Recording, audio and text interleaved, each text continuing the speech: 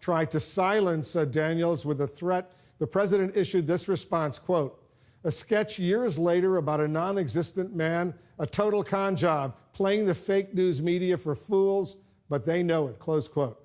We're joined now by Michael Avenatti. He's the attorney for Stormy Daniels. Michael, thanks very much for coming in. Thanks for having me. What's your reaction to the president's tweet?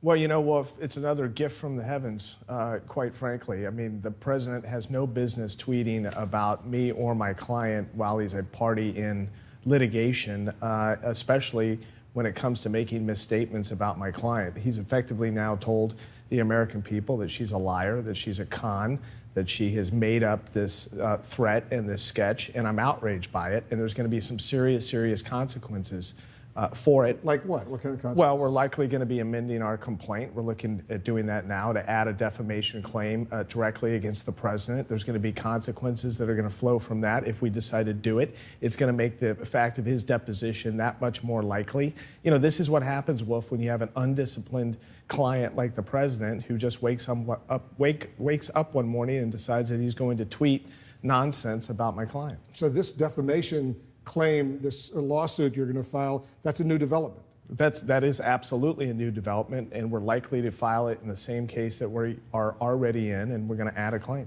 And file it in California? Correct. And the argument is that he's defaming your client by this one tweet? There's no question that he defamed my client. He's calling my client a liar and basically stating that she made this up and it's a con. And Wolf, the only con that has taken place here is the con that the president, Michael Cohen, is trying to pull on the American people by trying to tell the American people that he didn't know about the agreement, he knew nothing about the payment, and the cover-up. The cover-up is really the con. A total con job. That's what the president tweeted, playing the fake news media for fools, but they know it. So when he says a total con job, you're accusing the president of calling her a con. No, I'm not accusing the president of doing that. I'm stating that's exactly what he did. I mean, it's clear as day what he meant by that. But you know the president, a lot of us have been surprised he's been so silent until now on the Stormy Daniels case. Finally, he is reacting right now. This is the first time in weeks, and you've been on the air plenty of times over these past several weeks. She's been on the air a couple of times as well, including yesterday. All of a sudden, he has now decided to speak out via Twitter. Why do you think he did that? Well, I think he's in a panic mode because I think that he feels that the noose is tightening around his close friend and attorney, Michael Cohen, and he's very concerned about where that's going to lead, and he should be concerned because of those FBI raids and Michael Cohen and the situation that Michael Cohen finds himself in. Give us an update on the man in that sketch. Allegedly, this individual a few years ago threatened Stormy Daniels in a parking lot, or her child was in the car with her. Where does it stand right now? You've released the sketch yesterday. We released the sketch yesterday. We've received over 1,500 leads as of a few hours ago. I would describe a couple hundred of those as credible.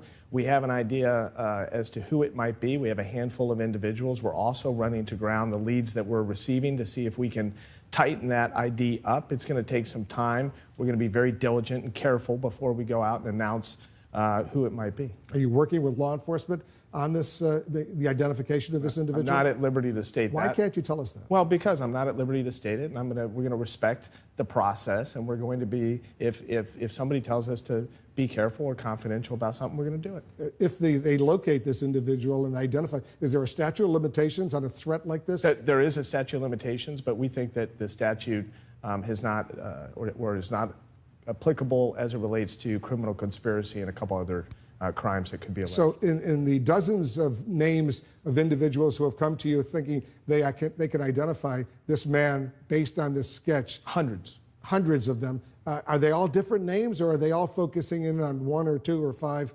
individuals? Well, there's many different names, but there is some overlap. And by the way, I want to make clear, I announced on Don Lemon last night that the reward is not $100,000, it's $131,000 now, as opposed to $100,000, and we think that's a pretty good number. Because she was paid $130,000 as part of the non-disclosure agreement she worked out with Michael Cohen. That's correct, and we want to get to the bottom of this, and we want the truth known. Let me get your reaction. There's been a new development.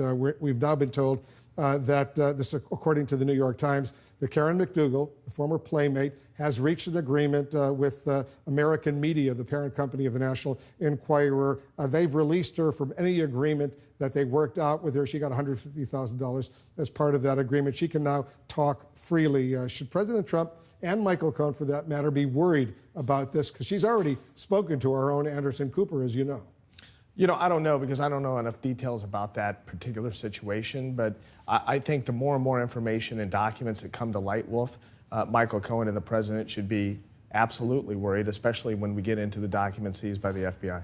The CNN, we reported that the president is described as apoplectic over the entire Michael Cohen investigation that's now unfolded in the Southern District of New York by the U.S. Attorney's Office there. He's fixated, supposedly, on this above everything else, including national security issues. What does that tell you? Well, if he's upset now, he ought to wait a week or two. Why? Because it's only going to get worse, Wolf. This isn't going to get better for an extended period of time. More information is going to come out. We're going to continue to be aggressive. We're going to press forward as it relates to Michael Cohen's deposition and the president's deposition. Wolf, the chickens are coming home to roost. Have you seen actual evidence, documents that suggest to you that within the next week or two, the president's fixation of this is even going to get worse? I'm not going to answer that, but I'm going to stand behind my statements, and I think my track record of prediction over the last 5 weeks is pretty good.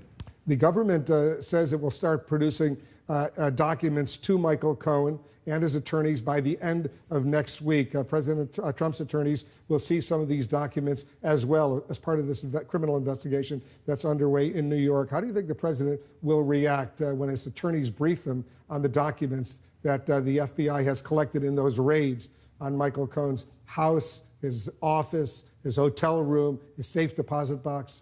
Well, if they already have access to the vast majority of these documents, because other than 10 boxes of hard copy documents that were removed, the electronic media were imaged on site at the office and the home, and then the media was left behind. So the phones, the laptops, et cetera, that's the representation of the assistant U.S. attorney and what he stated. So they have access to a lot of these documents right now, and they should be pouring through them and providing an update to the president. Do you have access to those documents? I don't have